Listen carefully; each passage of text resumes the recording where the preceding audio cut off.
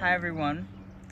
So it's time for a tour. It's time for the tour of the 1/3 acre mini farm, just to show you how much is possible in a small space. And on top of that, how I've put Masanobu Fukuoka's and millions of farmers worldwide's methods into production. And this is a method, it can be called do nothing farming, misleading. It can also be called like direct sowing non-cultivation. That's what Fukuoka called it, because you don't cultivate except for by hoe, and you don't direct sow. And I don't stick to only this method. I try a lot of different methods, but that's the one I'm most excited about, and I'll tell you why. Stay tuned to my channel, because in 2 weeks from now, I'm gonna show you what this all looks like after 2 weeks of doing nothing, absolutely nothing, and you'll see we'll both learn something. So stay tuned. Okay, so it's a standard suburban property, and I'm just gonna start at this lawn strip because I love this. Because we're responsible for mowing it, and I decided, nah, I'm going to just work with it. And I used wood chip mulch to smother everything, and then what I found was that the soil improved. the soil that right here was run over by a bus every week improved, and I could just simply direct seed into it. So there's a mix down this whole strip of cosmos, sunflowers, some of these wild weeds that I utilize, buckwheat, clover, and this is just gonna keep everything. I'm just gonna allow it to grow. I hand pulled the grass out because I just simply don't want to mow. There's some mugwort. I use mugwort a lot in teas. So this is a hedge of sunchokes. Sunchokes are in a few different places. It's also called the Jerusalem artichoke. It produces an edible tuber, and it is not only low maintenance, it is a wild plant and a wild food source used by Native Americans a lot. The starchy tuber can even be made into bread. And it's not only no maintenance, it's clumping, and the clumps just get bigger and bigger. And here, directly into wood chips, I use this, what was called the Back to Eden method, you can find on YouTube. That's one thing I use to really kick off this place, and it's where you have a thick cover of wood chips.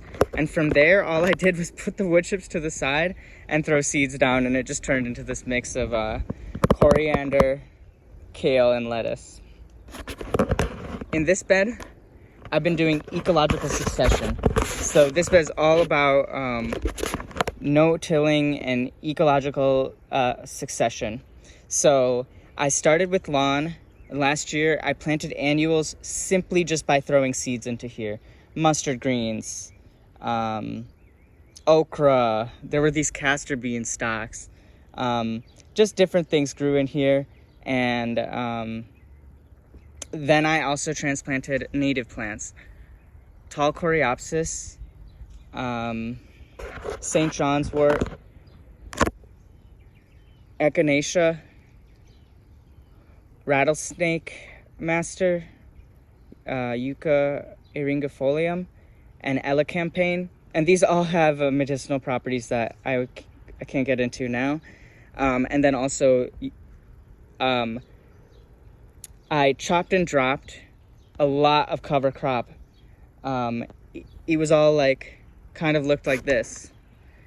There were fava beans, there was vetch, there was mustard greens, and I just took a sickle and cut it all down, and I just simply transplanted these bell peppers in.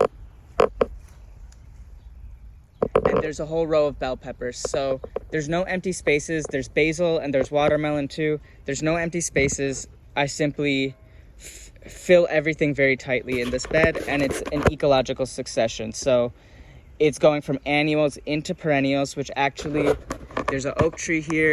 In the pattern of the forest, soils move from bacterially dominant to fungally dominant. So in this way, I'm also growing topsoil right here. I also top dress with wood chips when it's needed. Okay. And there's a hedge of bronze fennel here that just went crazy with the wood chips. And the neighbors are all asking about it. Please comment with your fennel recipes. I dry it for tea. It is beautiful, and just chew on it for a freshener.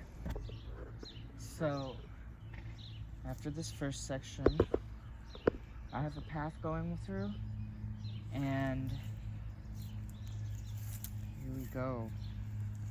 We have some sunchokes. I just spread them to this spot. They really took off. I'm trying to have beans vine up them. Here's look at these broad beans. These beans are actually tasty, fresh.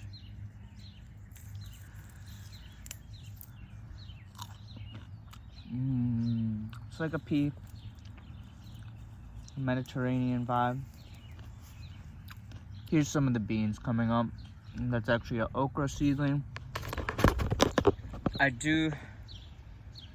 doing a lot of the direct seeding approach, especially now that all these wood chips are down and there's more fertility. And in any food forest designer must have some fruit trees going on. And this is gonna be the capstone species here. It's an Usuri plum. It makes yellow Japanese plums, and it can get very tall. So it will eventually be the statement of the front yard. And back here is a little herb garden. Where's the herbs? Rue, sage, more fennel. This is a wildflower. I think it's called fireweed or ironweed. Yarrow. This is a potato that I forgot about. Good problem to have. And as we come around here, we can see that the side of my yard is bordered by even more sunchokes and fennel. And that's holding the space. Back here is a bigger patch of the broad beans. I'm gonna be able to harvest a lot of beans. So, although you can't feed yourself off bread and soup the first year of growing grains and staple foods, the amount of seed I'll harvest is enough to grow that amount I'm looking for, and this is what I want to be doing for a living. So that's why I'm doing it. Also, throughout this patch, I recently have come through and cleared up a lot of the overgrowth of weeds of cover crop that I had intentionally seeded out there, like veg, even some of the rye, some of the broad beans, to put new plants in, because then they'll release their fertility. And what I'm doing here is I'm putting in a patch of watermelon, and I am not watering it. This is the do nothing farming. It got a great rainwater and a deep mulch. And as you see next to it are banana plants, ornamental bananas. Not gonna give me fruits. And the goal is to create a lot of humidity in this area. They're gonna have really big leaves. Their leaves are gonna condense water in a certain way, and combined with all the lush foliage going on, I want this to basically water the whole front yard through transpiration, evaporation, humidity, holding the water. And that's the plan with that.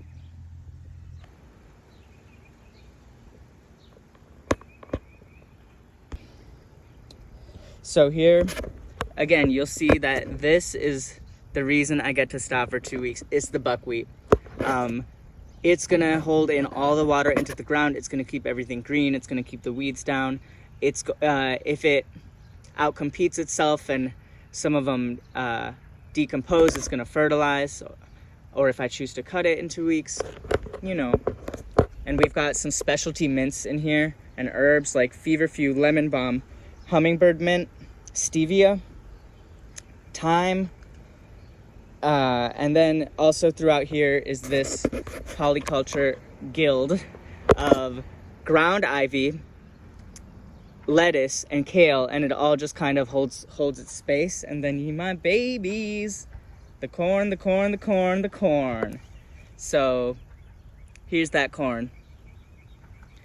And here we get to this wall of rye. And the reason this wall of rye went here, because there was a wall of buckwheat right here before. And I like to have a 2-year plan for fertility happening in at least one garden bed. Pick one spot in your garden and build fertility for 2 seasons. So, you know, I don't use fertilizers. Instead, I plan ahead and I have that fertility already in place. So as tall as it is, roots are even deeper. And when those roots decompose, it's feeding the worms, it's feeding everything, it's feeding the life. And even the straw, I could crimp it down and then transplant tomatoes straight into the straw, and it'll be a naturally weed-free because it's a thick cover of rye straw. And yeah, you heard it here first. Grain and beans. And this part of the front yard near the house, what's going on here? I have another bundle of corn, and I plant corn with the Hopi method, where I basically just throw a handful of seeds in a hole. And there's more to it than that, but it is that. And it fits well with my style, because just like with the keeping a living mulch and a cover going, this whole clump together is more drought resistant than a single corn plant would be very vulnerable. And there's a basil plant, and this is a heavy cover of wood chips right now. And I decided to just throw buckwheat seeds out and just see how it would maintain itself. I'm collecting some beet seeds here for an heirloom fodder beet, Mangle Wurzel fodder beet. Got an Ohio spiderwort native plant to bring in the pollinators, and a lot of this is resting. I threw beans into here too. I threw a lot of beans in. This bed is resting too. I just was a little overwhelmed by it, and I don't want to dig it all up, so I decided, let me, like I did last year, pick this one spot and just let it rest. And while it's doing that, I'm going to collect seeds off these beautiful Georgia Creole collards. And always save your seed, especially this heirloom variety has a superior taste. I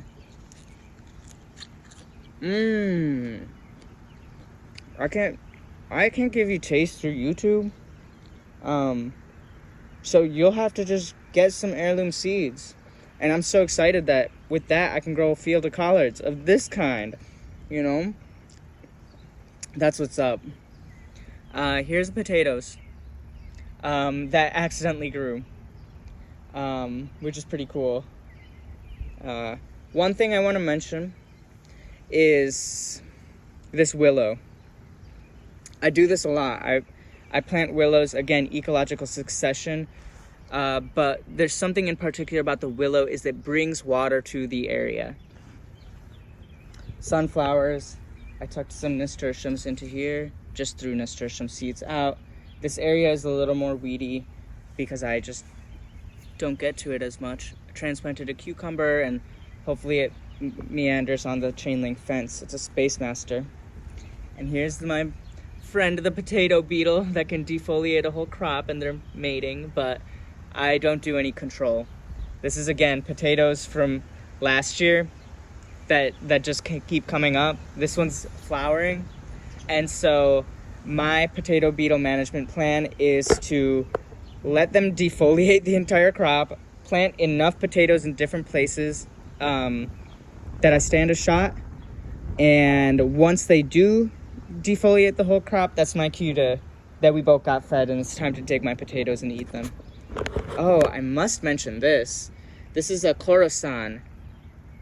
Ancient wheat. Seeds from Afghanistan. And hey, it's so pretty. This is the first time I'm seeing these heads. And yeah, I'm not gonna make bread, but I'm gonna plant them again for 2 years, then I'm gonna make bread. So, and then here for a nice partial shade niche, or mostly shaded, you got gooseberries. 1, 2, 3, and then lettuce, just kind of meandering in between.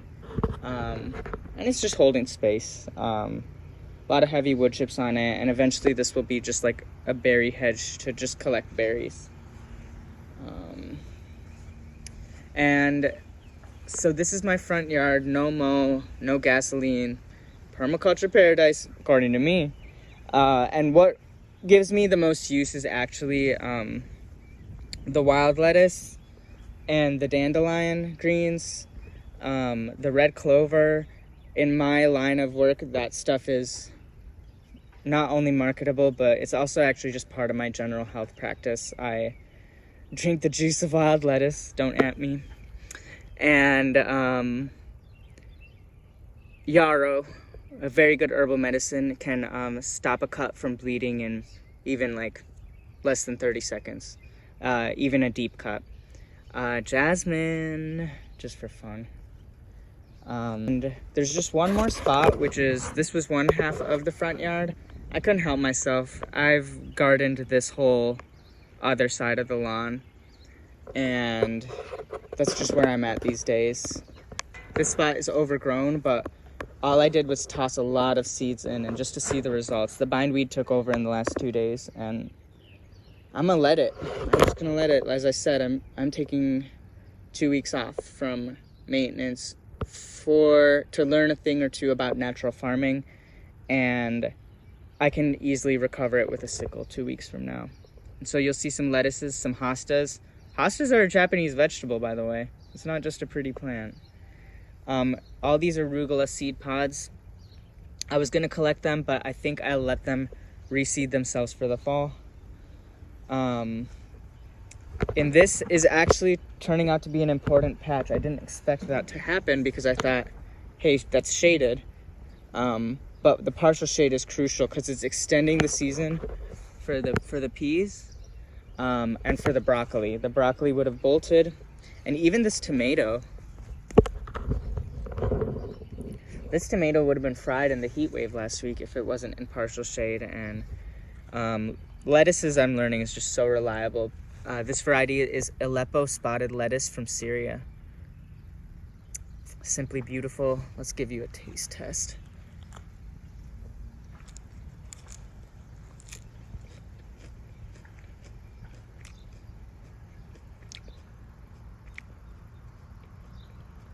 Tastes like lettuce. It's less bitter than the Paris Island, which is a more vigorous, more like amount of food.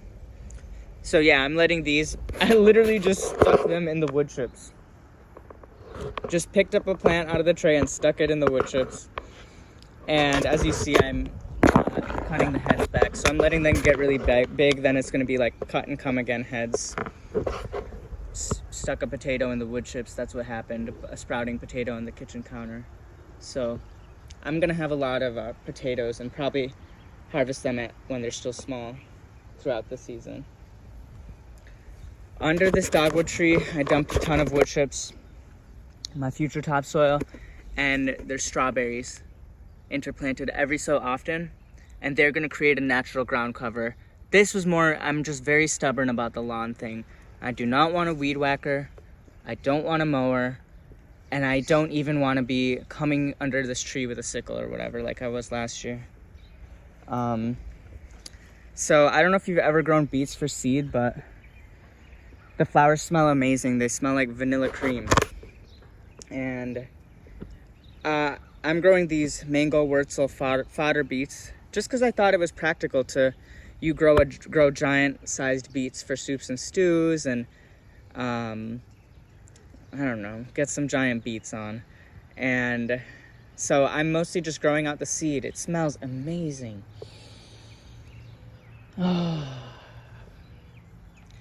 And I guess I'm almost done, but this is how far I pushed it. This wood pile is no longer being used, so 1, 2, and then so many more. Watermelon plants, just planted into the decomposing wood chip pile, and I hope they climb all over it, because watermelons and sunflowers are my main market crops, and herbs are a big deal to me. And then besides that, like, watermelons and sunflowers are gonna carry me to the next stage I need to be at. And yeah, so here you have it. This is I said 1/3 acre, but with the amount of depth I do in these videos, I'm gonna give you the front yard. This is my, like, permaculture going on in a matter of square footage. It's a little bit feral, not your English garden. Weed friendly, pollinator friendly, topsoil friendly. The fertility, once you get it started, it keeps on building while you sleep. And it's because what I didn't give you a tour of is what's happening underground. And they're very happy underground. They don't dry out because of all the living cover, and there's plenty of complex habitat, and I don't really understand all of it. I'm just doing my best with my husbandry and just doing the simple farmer thing. Anyways, a sickle and a hoe, that's all you need. A shovel wouldn't hurt. All right, thank you for watching. Say bye, Fighting Tail.